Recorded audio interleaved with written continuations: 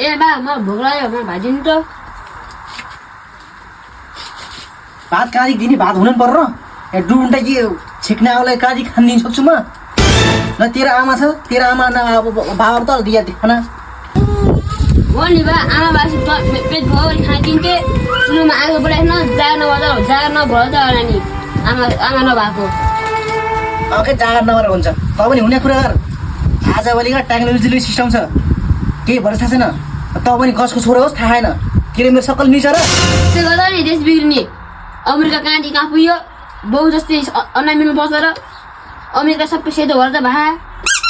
पुरा जाँदा बाहिरका त्यति कुरा गर्नु भन्दा यता खाना बना म गरेर जान्छु उता सुत्न जान्छु म पकाउन खानु छैन भोलि म भोकी बस्छु 2-3 दिनसम्म म गएँ